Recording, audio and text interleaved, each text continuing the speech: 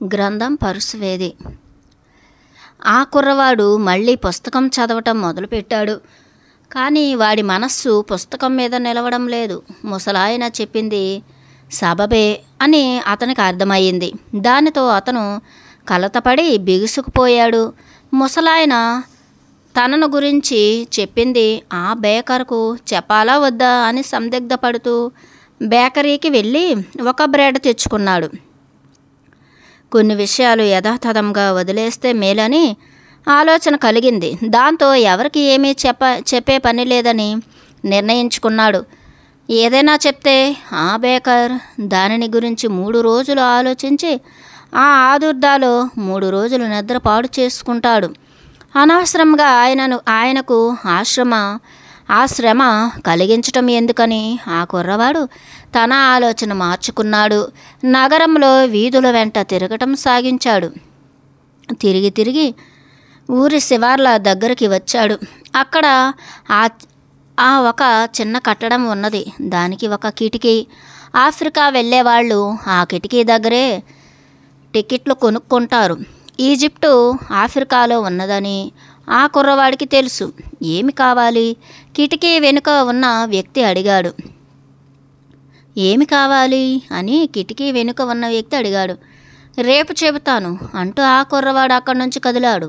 తన గొర్రెలలో ఒకదాన్ని అమ్మేస్తే ఈ జలసంధి దాటి అవతల గట్టుకు చేరటానికి సరిపడా డబ్బు వస్తుంది. ఆ ఆలోచనతో అతనికి భయం వేసింది. ఇంకొక పగటి కలల ప్రబుద్ధుడు. ఆ కుర్రవాడు వెళ్ళిపోతుంటే చూస్తూ టిక్కెట్లు అమ్మే ఆయన తన అసిస్టెంట్తో అన్నాడు, ప్రయాణానికి సరిపడా డబ్బు చేతిలో లేదు. అది విషయం. టికెట్లు అమ్మే ఆ కిటికీ దగ్గర ఉన్నప్పుడు ఆ కుర్రవాడికి తన గొర్రెల మంద జ్ఞాపకం వచ్చింది. తను తిరిగి వెళ్ళి గొర్రెల కాపరిగానే ఉండాలని నిశ్చయించుకున్నాడు. 2 ఏళ్లలో గొర్రెలు కాయటాన్ని గురించి అన్ని వివరాలు నేర్చుకున్నాడు. గొర్రెల ఉన్ని కత్తిరించటం ఎలాగో తనకు తెలుసు. కడుపుతో ఉన్న గొర్రెలను ఎలా పోషించాలో తనకు తెలుసు. తోడేళ్ల బారి నుంచి గొర్రెలను కాపాడటం తనకు తెలుసు. దానికి తోడు ఆండలూసియాలో ఉన్న పొలాలు, బీళ్ళు అన్నీ తనకు తెలుసు. అంతేకాక తన దగ్గర ఉన్న గొర్రెలలో ప్రతి ఒక్క దాని ఖరీదు తనకు తెలుసు. తన స్నేహితుడి గొడ్ల చావిడికి వీలైనంత చుట్టూ తిరిగి పోవాలని అనుకున్నాడు. ఊరి కోట దగ్గరికి రాగానే తన ప్రయాణానికి బ్రేక్ వేశాడు. ఏటవాలుగా ఉన్న గోడ ఎక్కి కోట గోడపైకి చేరుకున్నాడు. అక్కడ నుంచి దూరంగా కనపడేది అంతా ఆఫ్రికా అనుకున్నాడు. అక్కడ నుంచే మూర్లు అందరూ వచ్చి స్పెయిన్ అంతా ఆక్రమించారని తనకు ఎవరో ఒకసారి చెప్పారు.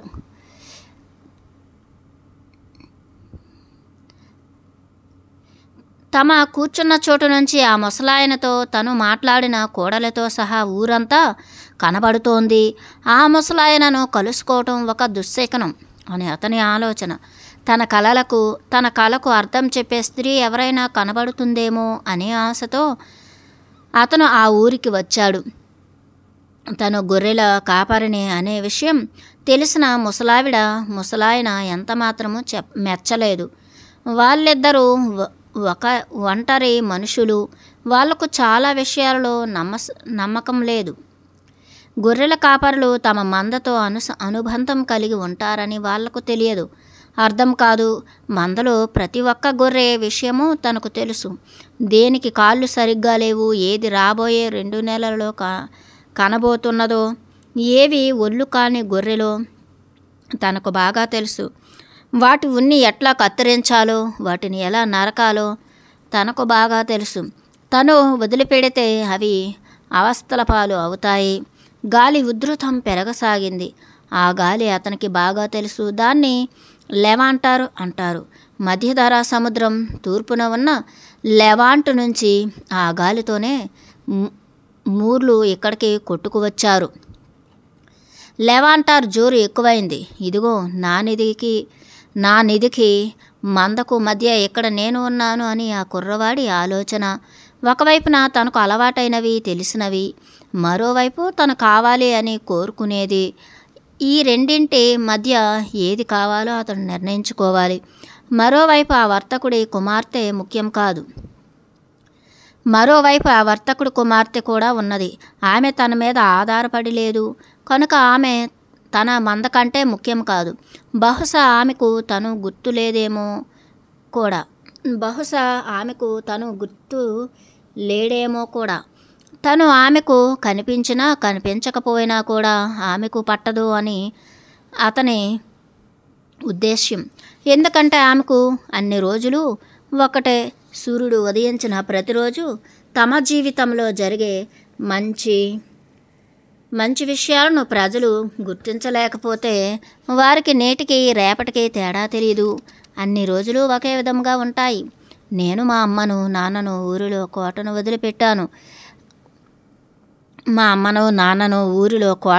వదిలిపెట్టాను. అక్కడ నేను లేను అన్న విషయానికి వారు అలవాటు పడిపోయారు. అలాగే నేను అలవాటు పడిపోయాను. నేను అక్కడ లేను అనే విషయానికి గొర్రెలు కూడా అలవాటు పడిపోతాయి అని ఆ కుర్రవాడి ఆలోచన. అతను కూర్చున్న చోటు నుంచి కూడలి కనబడుతున్నది. రొట్టెల దుకాణానికి మనుషులు వస్తూ పోతూ ఉన్నారు. తాను ఆ ముసలాయన కూర్చున్న బెంచ్ మీద ప్రస్తుతం ఒక యువజంట కూర్చుని ఉన్నది. వాళ్ళిద్దరూ ముద్దులు పెట్టుకుంటున్నారు. ఆ రొట్టెల అబ్బాయి తనలో తనే అనుకున్నాడు. కానీ ఆ ఆలోచన పూర్తి కాలేదు. లెవాంటర్ జోరు ఇంకా పెరగసాగింది. ఆ ఒత్తిడి అతని ముఖం మీద తెలుస్తున్నది. ఆ గాలి మూర్లను తీసుకువచ్చింది. వారితో పాటు ఎడారి వాసనను, ముఖానికి గుడ్డ కట్టుకున్న స్త్రీలను కూడా తీసుకువచ్చింది. అది తనతో పాటు తెలియని దానికోసం వెతుకుతూ బయలుదేరిన బంగారం కోసం, సాహసం, పిరమిడ్ల కోసం వ్యక్తుల చెమటను, వారి కలలను వెంట తీసుకువచ్చింది. ఆ గాలి స్వేచ్ఛ చూస్తే ఆ కుర్రవాడికి ఈర్ష్య కలిగింది. వెంటనే తనకు కూడా ఉన్నదని గ్రహించాడు. తనకు ఆ స్వేచ్ఛ లేకుండా అడ్డుపడేది తను తప్ప మరెవరూ కారు అని కూడా గ్రహించాడు. ఈ గొర్రెలు ఆ వర్తకుడి కుమార్తె ఆండలూసియాలో బీళ్ళు, పొలాలు. ఈ గొర్రెలు ఆ వర్తకుడి కుమార్తె ఆండలూసియాలో బీళ్ళు, పొలాలు. తన గమ్యానికి మార్గంలో కేవలం కొన్ని మెట్లు మాత్రమే. మర్నాడు మధ్యాహ్నం ఆ కుర్రవాడు ఆ ముసలాయనను కలుసుకున్నాడు. అతను తనతో పాటు 6 గొర్రెలను తీసుకువచ్చాడు. విచిత్రం ఏమిటంటే ఆ కుర్రవాడు అన్నాడు, నా స్నేహితుడు ఒకడు మిగిలిన గొర్రెలు అన్నింటినీ కొనివేశాడు. తను గొర్రెల కాపరి కావాలని ఎప్పుడూ కలలు కనేవాడట. అది మంచి శకునమని కూడా చెప్పాడు. అది అంతే, ముసలాయన అన్నాడు. దానినే అనుకూల సూత్రం అంటారు. మొట్టమొదటిసారి పేక ఆడినప్పుడు నువ్వు గెలిచి తీరటం ఖాయం. ఆరంభం అదృష్టం. అలా ఎందుకు జరుగుతుంది? ఎందుకంటే నిన్ను నీ గమ్యానికి చేర్చే ఒక శక్తి ఉన్నది. విజయం రుచి చూపించి మీ ఆకలి తీరుస్తుంది. ఆ తర్వాత ఆ ముసలాయన గొర్రెలను పరిశీలించసాగాడు. వాటిలో ఒకటి కుంటిది అని గమనించారు. ఆ కుర్రవాడు దాని కుంటితనం ముఖ్యం కాదని, ఆ గొర్రె చాలా తెలివైనదని, అన్నింటికంటే ఎక్కువ ఉన్ని ఇస్తుందని వివరించాడు. నిధి ఎక్కడ ఉన్నది? అతను అడిగాడు. ఈజిప్టులో, పిరమిడ్స్ దగ్గర. ఆ కుర్రవాడు అప్రతిభుడు అయ్యాడు. ఆ ముసలావిడ కూడా అదే చెప్పింది. కానీ ఆమె తన దగ్గర ఏమీ తీసుకోలేదు. ఆ నిధి కనుక్కోవాలి అంటే నువ్వు కొన్ని శకునాలను అనుసరించిపోవాలి. ప్రతి ఒక్కరూ అనుసరించవలసిన బాటను భగవంతుడు సిద్ధంగా ఉంచాడు. ఆయన నీ కోసం సిద్ధం చేసిన జాడలు తెలుసుకుని నువ్వు వాటి వెంట వెళ్ళాలి.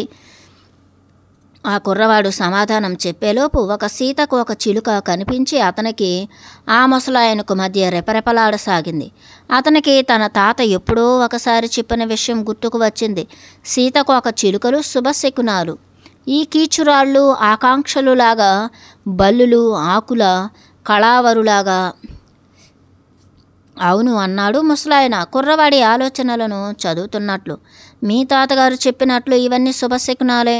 ఆ ముసలాయన తన చొక్కా కొంచెం తెరిచాడు. అప్పుడు కనిపించిన దానితో ఆ కుర్రవాడికి కళ్ళు తిరిగినంత పని అయ్యింది. ఆ ముసలాయన విలువైన రాళ్లతో పొదిగిన బంగారపు కవచం ధరించి ఉన్నాడు. అప్పుడు ఆ కుర్రవాడికి క్రితం రోజు తను గమనించిన మెరుపు గుర్తు వచ్చింది. ఆయన నిజంగానే రాజు. దోపిడీదారులను తప్పించుకోవటానికి ఆయన మారువేషంలో ఉండి ఉండవచ్చు. ఇది తీసుకో. ఆ కవచం మధ్యలో ఉన్న ఒక తెల్లరాయి, నల్లరాయి తీసి చేతిలో పట్టుకొని ఆ ముసలాయన అన్నాడు, వీటిని యూరిం తుమ్మిం అంటారు. నల్లరాయి అవును అనటానికి సంకేతం, తెల్లరాయి కాదు అనటానికి సంకేతం. శకునాలు అర్థం చేసుకోవటం మీకు కష్టంగా ఉన్నప్పుడు ఇవి నీకు సాయపడతాయి. నీ ప్రశ్నలో ఎప్పుడూ లక్ష్యశుద్ధి ఉండాలి, కానీ చేతనైతే స్వయంగా నిర్ణయాలు చేయటానికి ప్రయత్నించు. నిధి పిరమిడ్ల దగ్గర ఉన్నది. ఆ విషయం నీకు ఇంతకుముందే తెలుసు. నిర్ణయం చేయటంలో నీకు సాయపడ్డాను కనుక నువ్వు నాకు 6 గొర్రెలు దక్షిణగా ఇవ్వాలని పట్టుపట్టాను. కుర్రవాడు ఆ రాళ్ళు తన సంచిలో వేసుకున్నాడు. ఇక నుంచి తన నిర్ణయాలు తానే తీసుకుంటాడు. నువ్వు దేనితో వ్యవహరించినా అంతా ఒకటే, మరేమీ లేదు అని మర్చిపోకు. ఆ తర్వాత ఆ శకునాల విషయం మర్చిపోకు. అన్నిటికంటే ముఖ్యంగా నీ అదృష్టాన్ని కడవరకు అనుసరించడం మర్చిపోకు. వెళ్లే ముందు నీకు ఒక మాట చెప్పాలి. ఒక దుకాణదారుడు ఆనందానికి కీలకం ఏమిటో తెలుసుకొని రమ్మని తన కుమారుడిని ప్రపంచంలో అత్యంత వివేచనశాలి అయిన వ్యక్తి వద్దకు పంపాడు. ఆ కుర్రవాడు 40 రోజులు ఎడారి అంతా తిరిగి చివరికి కొండ మీద ఉన్న ఒక అందమైన కోటను చేరాడు. ఆ వివేచనాశీలి ఉండేది అక్కడే. ఆ కోటలో ప్రధాన మందిరం చేరుకున్న తర్వాత మన వీరుడు అక్కడ ఒక సాధువునో ఋషినో చూసే బదులు ఊపిరి సలపని హంగామా దర్శించాడు.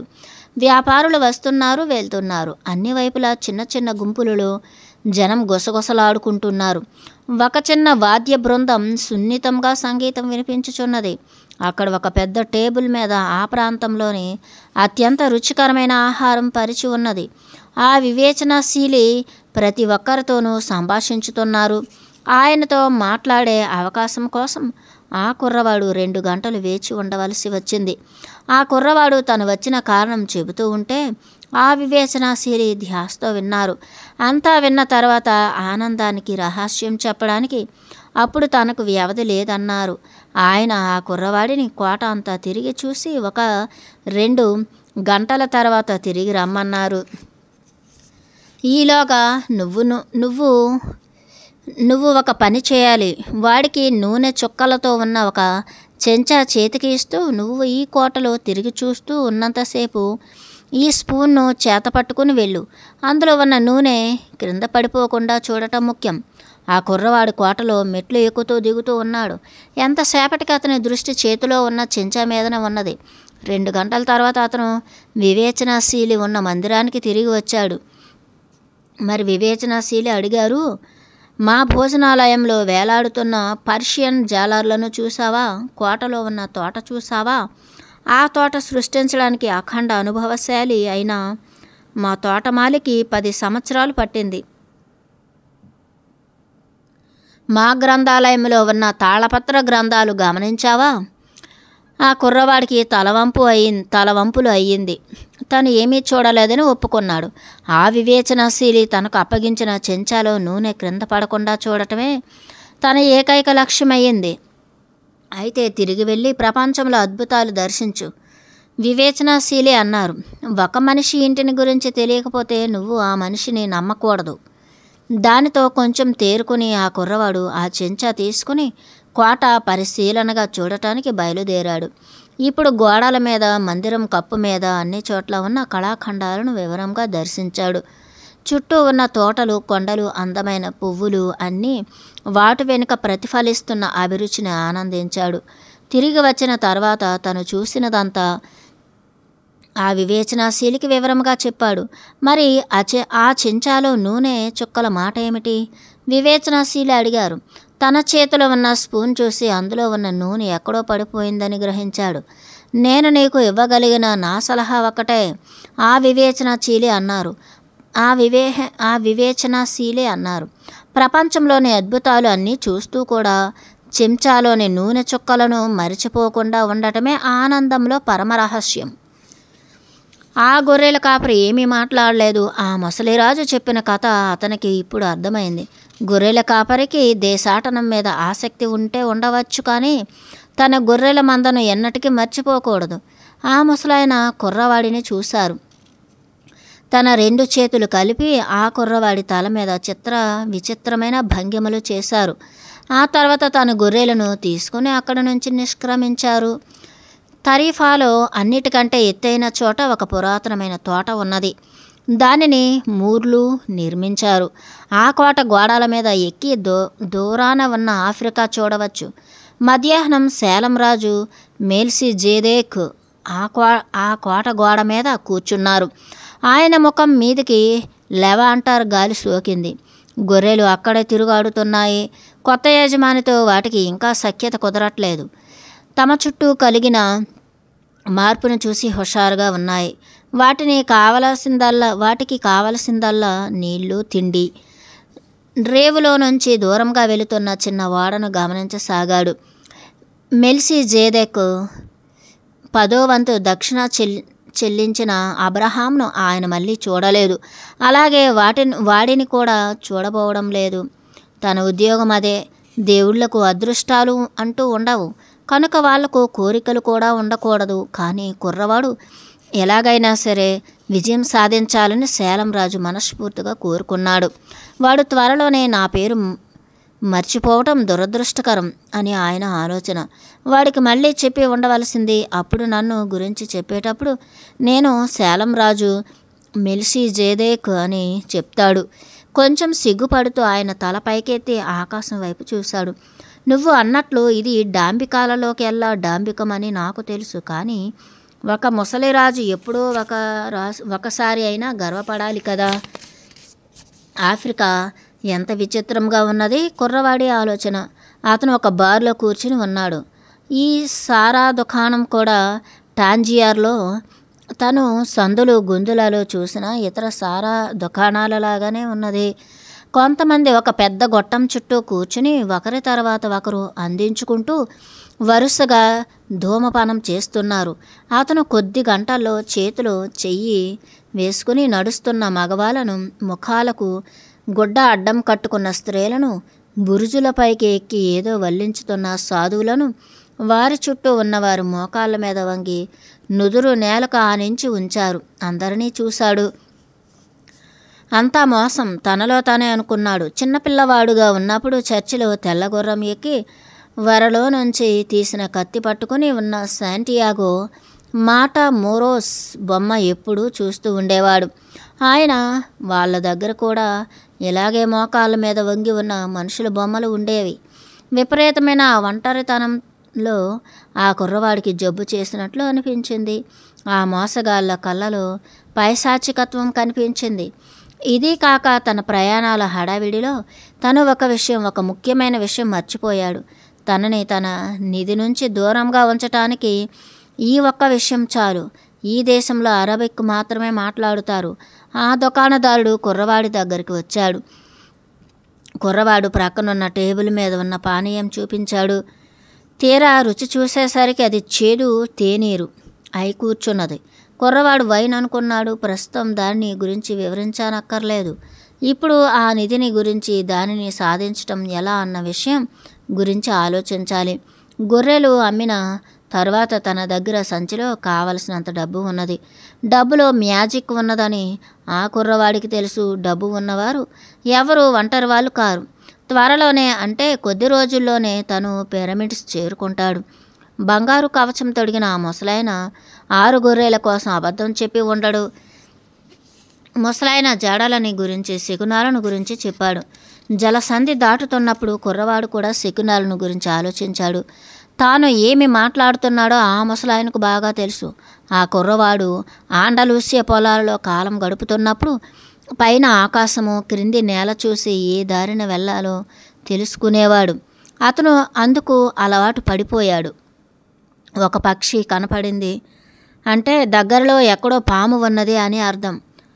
ఒక పొద కనిపించింది అంటే ఆ ప్రాంతంలో నీరు ఉన్నది అని అర్థం. ఇది గొర్రెలు అతనికి నేర్పిన పాఠం. గొర్రెలని అంత చక్కగా నడిపించిన దేవుడు మనుషులను కూడా సవ్యంగా నడిపించుతాడు అన్న ఆలోచన అతనికి ఊరట కలిగించింది. అప్పుడు టీలో చేదు తగ్గినట్లు అనిపించింది. మీరెవరు? స్పానిష్లో ఒక స్వరం వెనక నుంచి అడగటం వినిపించింది. ఆ కుర్రవాడికి ఊపిరి ఆడినట్లయింది. అతను శకునాలను గురించి ఆలోచిస్తున్నాడు. శకునం ఎదురయ్యింది. మీరు స్పానిష్ మాట్లాడుతున్నారు ఎలా? అతను అడిగాడు. ఆ కొత్త మనిషి యువకుడు. పాశ్చాత్య దుస్తులలో ఉన్నాడు. కానీ అతని ఒంటి రంగు అతను ఎక్కడి వాడే అని చెబుతున్నది. అతను వయసులో ఎత్తులో ఆ కుర్రవాడిని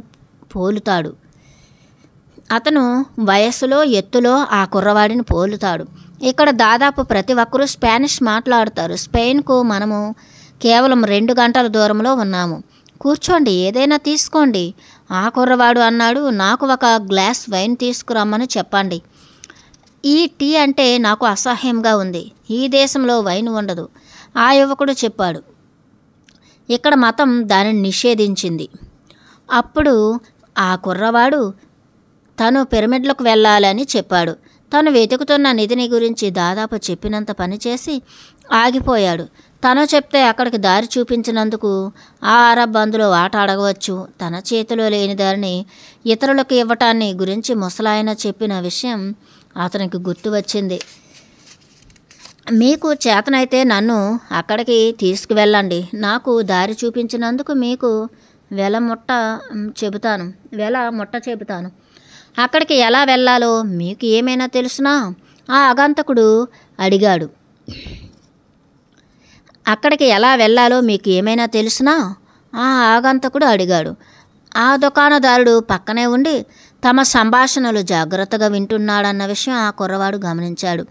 అతను అక్కడ ఉంటే ఆ కుర్రవాడికి ఇరకాటంగా ఉన్నది. కానీ తనకు దారి చూపే మనిషి ఎవరో ఒకరు దొరికారు.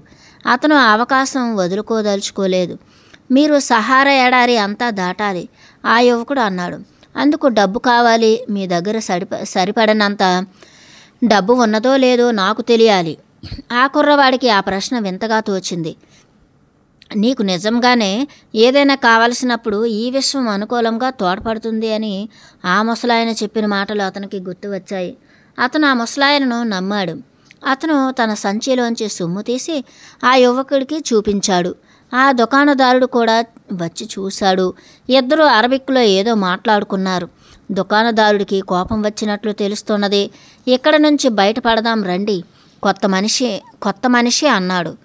ఇక్కడి నుంచి బయటపడదాం రండి, కొత్త మనిషి అన్నాడు. ఆయన మనలను వెళ్ళమంటున్నాడు.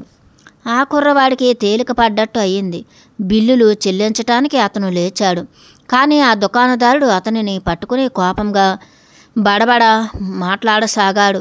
ఆ కుర్రవాడు బలిష్ఠుడే, ఎదురు తిరగాలి అనుకున్నాడు. కానీ తాను పరదేశంలో ఉన్నాడు. ఆ కొత్త స్నేహితుడు షాపు యజమానిని పక్కకు తోశాడు. కుర్రవాడిని తనతో పాటు బయటకు లాక్కు వచ్చాడు. ఆయనకు నీ సొమ్ము కావాలి అతను అన్నాడు. టాంజియర్ ఆఫ్రికాలో ఇతర ప్రాంతాలలాగా కాదు. ఇది సముద్రపు రేవు. ప్రతి రేవులోనూ దొంగలు ఉంటారు. ఆ కుర్రవాడు తన కొత్త మిత్రుడిని నమ్మాడు. ప్రమాదకరమైన పరిస్థితిలో తనకు సాయం చేశాడు. అతను తన దగ్గర ఉన్న డబ్బు బయటికి తీసి లెక్క పెట్టాడు. మనము రేపటికి పిరమిడ్లో చేరుకోవచ్చు, డబ్బు తీసుకుంటూ రెండవ అతను అన్నాడు. కానీ మనం 2 ఒంటెలు కొనాలి. వారు ఇద్దరూ కలిసి టాంజియర్ సందులు గుండా నడిచారు. దారి పొడుగున ప్రతి చోట అమ్మకాలకు వస్తువులతో దుకాణాలు ఉన్నాయి. అలా నడిచి ఇద్దరూ ఒక పెద్ద మార్కెట్ చేరుకున్నారు. అక్కడ వేలాది మంది మనుషులు ఉన్నారు. వారంతా వాదించుకుంటూ అమ్మకాలు చేస్తూ కొనుగోలు చేస్తూ ఉన్నారు. కత్తులతో పాటు కూరగాయలు కూడా అమ్మకానికి ఉన్నాయి. పొగాకు, పక్కనే తివాచీలు. కానీ ఆ కుర్రవాడు తన కొత్త మిత్రుడి నుంచి దృష్టి మలపలేదు. తన సొమ్ము అంతా అతని దగ్గరనే ఉన్నది. అది తన చేతికి ఇవ్వమని అడగాలి అనుకుంటున్నాడు. కానీ అందుకు స్నేహితం అడ్డు వచ్చింది. ఈ కొత్త దేశంలో సాంప్రదాయాలు ఏమిటో అతనికి తెలియదు. వాడిని జాగ్రత్తగా కనిపెట్టి ఉంటాను. తనలో తనే అనుకున్నాడు. తన మిత్రుడి కంటే తను బలశాలి అని అతనికి తెలుసు. ఆ గందరగోళంలో హఠాత్తుగా అతను చాలా అందమైన ఒక కత్తిని చూశాడు. అంత అందమైన కత్తి అతను అంతకు మునుపు ఎన్నడూ చూసి ఉండలేదు. కత్తి వర వెండితో చేసి ఉన్నది. కత్తిపిడి నల్లగా ఉండి విలువైన రాళ్లతో ఒదిగి ఉన్నది. ఈజిప్టు నుంచి తిరిగి వచ్చేటప్పుడు ఆ కత్తి కొని తీరాలి అని అనుకున్నాడు ఆ కుర్రవాడు. ఆ కత్తి ఎంత అవుతుందో దుకాణదారుణ్ణి అడుగు, అని అతను తన స్నేహితుడికి చెప్పాడు. ఆ కత్తి చూస్తూ కొద్ది క్షణాలు తను పరధ్యానంలోకి వెళ్ళాడని గ్రహించాడు. అతని గుండె పిండినట్లు అయ్యింది. చుట్టూ చూడటానికి భయపడ్డాడు. ఏమి కనిపిస్తుందో అతనికి తెలుసు. చుట్టూ తిరిగి చూడటానికి ధైర్యం వచ్చిన దాకా మరికొంతసేపు ఆ అందమైన కత్తినే చూస్తూ ఉన్నాడు. చుట్టూ మార్కెట్, వచ్చేపోయే జనం, అరుపులు, కేకలు, విచిత్ర ఆహార పదార్థాల వింత వాసనలు. కానీ అతని స్నేహితుడి జాడ మాత్రం ఎక్కడా కనబడలేదు. తన స్నేహితుడు అనుకోకుండా తన నుంచి వేరుపడ్డాడని నమ్మటానికి ఆ కుర్రవాడు సిద్ధపడ్డాడు. అక్కడే నిలబడి స్నేహితుడి కోసం కాచుకుని ఉండటానికి నిశ్చయించుకున్నాడు. అతను అలా ఉండగా ఒక ఫ్రీస్ట్ దగ్గరలో ఉన్న బురుజు పైకి ఎక్కి పారాయణం ఆరంభించాడు. మార్కెట్లో ప్రతి ఒక్కరూ మోకాళ్ళ మీద వంగి కూర్చున్నారు. నుదురు నేలకు తాకించారు. ఆయనతో కలిసి పారాయణం ప్రారంభించారు. ఆ తర్వాత శ్రమజీవులైన చీమలలాగా తమ దుకాణాలు కట్టివేసి వెళ్ళిపోయారు. సూర్యుడు కూడా సెలవు తీసుకోవటం అయ్యింది. ఆ కుర్రవాడు కొంతసేపు సూర్యుడు అస్తమయం అనుసరించి గమనించాడు. ఆ తర్వాత సూర్యుడి చుట్టూ ఉన్న ఇళ్ళ వెనుకకు వెళ్ళిపోయాడు. ఆ ఉదయం సూర్యుడు ఉదయించినప్పుడు తను ఇంకా 60 గొర్రెలకు కాపరి ఒక అమ్మాయిని కలవడానికి ఎదురు చూస్తున్నాడు. అప్పుడు ఆ ఉదయం తనకు పరిచయం ఉన్న పొలాలలో నడుస్తూ ఉండగా ఆనాడు ఏమి జరగబోతుందో తనకి బాగా తెలుసు. కానీ ఇప్పుడు సూర్యుడు అస్తమించుతున్న సమయంలో తను మరొక దేశంలో ఉన్నాడు. ఒక కొత్త దేశంలో తను కొత్త మనిషి. అక్కడ తనకు వారి భాష కూడా తెలియదు. ఇప్పుడు తను గొర్రెల కాపరి కాదు. తన దగ్గర ఏమీ లేదు. తిరిగి వెళ్ళి అంతా మొదలు ఎత్తుకోవటానికి కూడా తన దగ్గర డబ్బు లేదు. ఇదంతా సూర్యోదయానికి సూర్యాస్తమయానికి మధ్య జరిగింది. అది అతని ఆలోచన. తన మీద తనకే జాలి వేసింది. తన జీవితం అంత హఠాత్తుగా అంత దారుణంగా మారిపోయింది. అందుకు అతనికి దుఃఖం వస్తున్నది. ఆ అవమానంలో అతనికి ఏడవాలి అనిపించింది. తన గొర్రెలు ఎదుట కూడా అతను ఎన్నడూ ఏడవలేదు. ఇప్పుడు మార్కెట్ అంతా ఖాళీగా ఉన్నది. ఎవరూ లేరు. తన ఇంటి నుంచి చాలా దూరంలో ఉన్నాడు. కనుక అతను బోరున ఏడ్చాడు. దేవుడి నిర్దయ తలుచుకొని ఏడ్చాడు. తమ కలలు నమ్మిన వారికి భగవంతుడు ఎలా ప్రతిఫలం ఇస్తాడు అని ఏడ్చాడు. నా గొర్రెలు ఉన్నప్పుడు నేను సంతోషంగా ఉన్నాను. నా చుట్టూ ఉన్నవారిని కూడా సంతోషపెట్టాను. నేను వస్తూ ఉంటే చూసి జనం నాకు స్వాగతం పలికేవారు. ఇప్పుడు నేను దుఃఖంలో ఉన్నాను. ఒంటరివాడిని. ఒక మనిషి నన్ను మోసం చేశాడు. కనుక నాకు మనుషులంటే అసహ్యం పుట్టి వారిని ద్వేషించబోతున్నాను. నాకు నా నిధి ఇంతకు దొరకనే లేదు. కనుక నిధి దొరికిన వాళ్ళు అంటే నాకు అసహ్యం, ద్వేషం. ఇప్పుడు నాకు ఉన్న దానిని గట్టిగా పట్టుకో కూర్చుంటాను.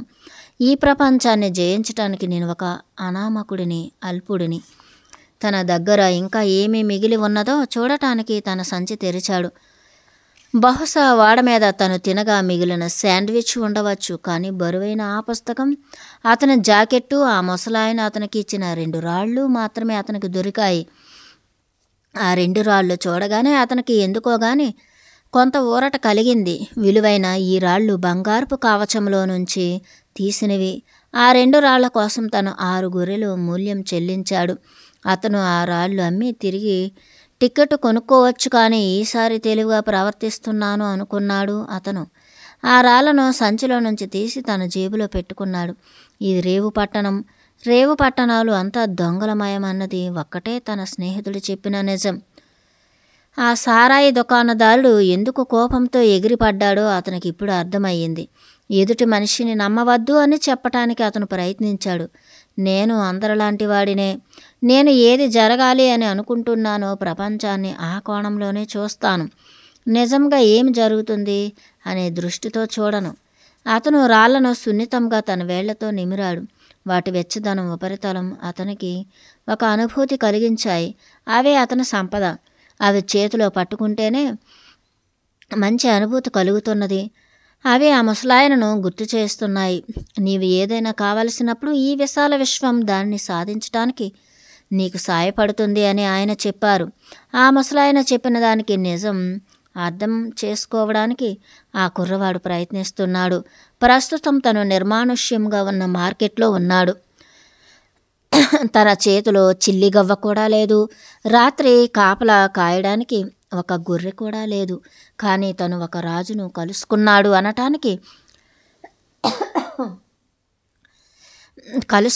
అనటానికి ఆ రాళ్లే నిదర్శనం. ఆ రాజుకు ఆ కుర్రవాడి గతం అంతా తెలుసు. వాటిని యూరిం తుమ్మిం అంటారు. శకునాలు అర్థం చేసుకోవడానికి అవి నీకు సాయపడతాయి. కుర్రవాడు ఆ రాళ్ళు సంచిలో పెట్టి ఒక ప్రయోగం చేయాలని నిశ్చయించుకున్నాడు. అతను తన ప్రశ్నలు చాలా స్పష్టంగా అడగాలి అని ముసలాయన చెప్పాడు. అలా చేయాలి అంటే తనకి ఏమి కావాలో ఆ కుర్రవాడికి స్పష్టంగా తెలిసి ఉండాలి.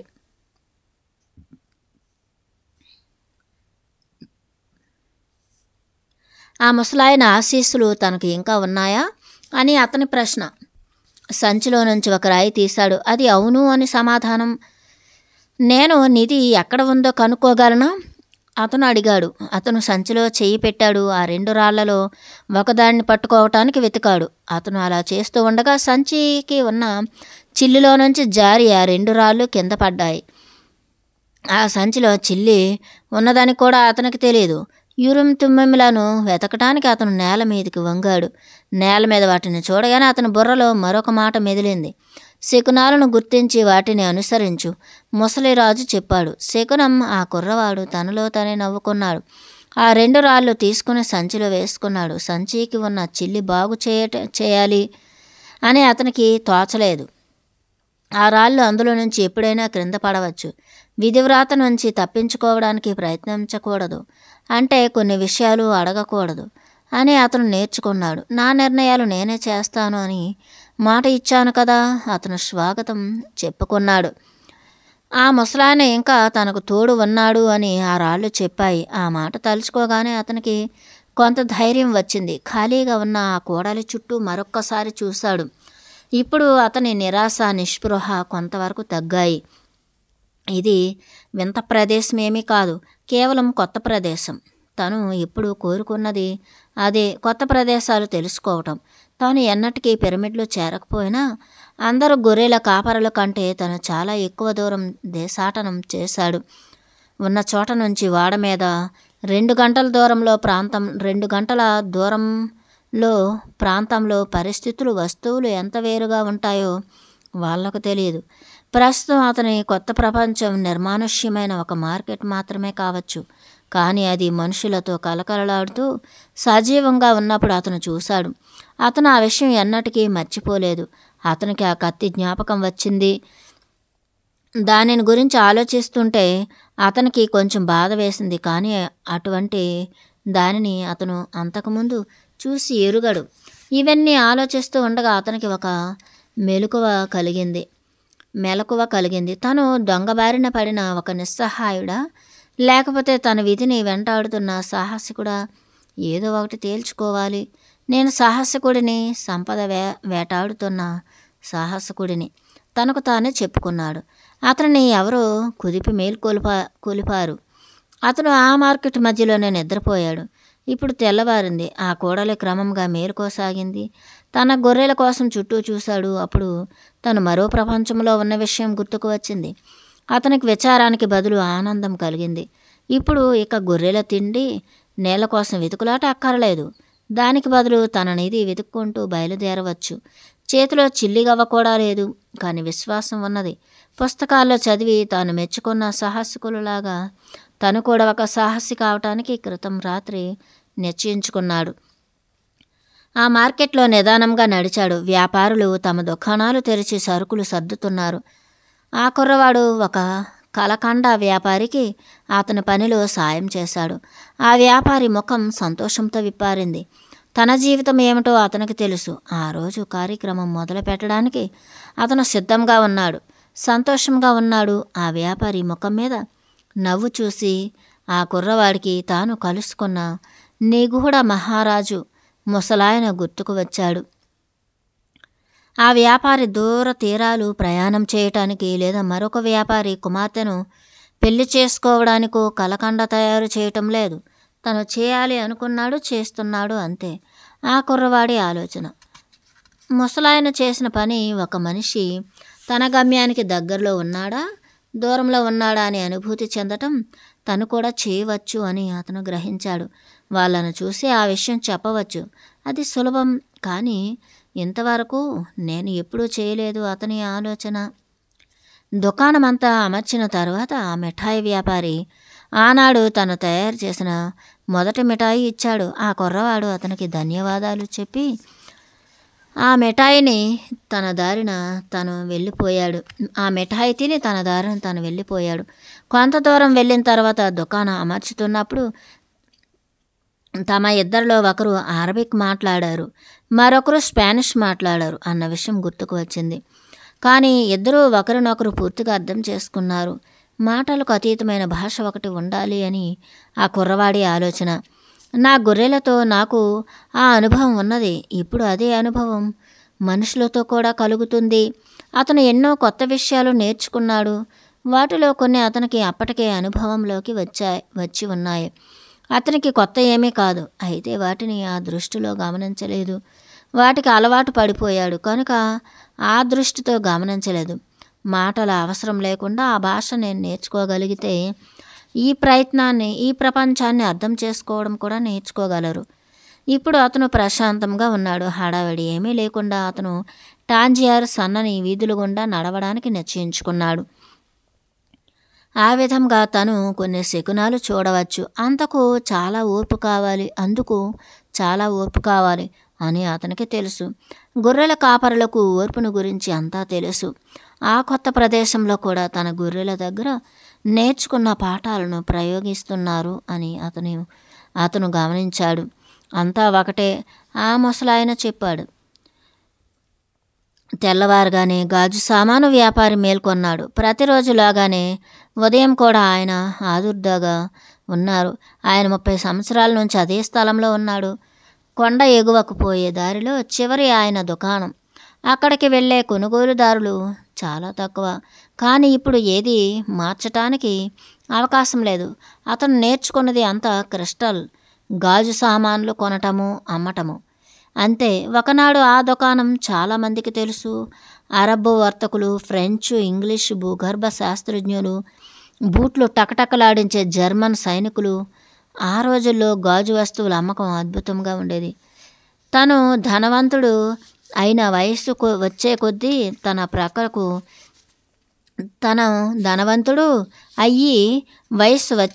తన ప్రక్కన అందమైన యువతులు చేరుతారు అని ఆశించాడు.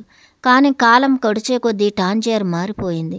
దగ్గరలో ఉన్న కీటానగరం టాంజియర్ కంటే త్వరగా పెరిగింది. టాంజియర్ వ్యాపారం పడిపోయింది. ఇరుగు పొరుగు వాళ్ళు అక్కడి నుంచి కదిలారు. ఇప్పుడు కొండ మీద కొద్దిపాటి దుకాణాలు మాత్రమే ఉన్నాయి. ఆ కొద్ది దుకాణాల కోసం ఎవరూ కొండ ఎక్కబోవడం లేదు. కానీ ఈ గాజు సామాన్ల వ్యాపారికి వేరే దారి లేదు. స్ఫటిక వస్తువులు కొంటూ అమ్ముతూ ఆయన అక్కడ 30 సంవత్సరాలు గడిపాడు.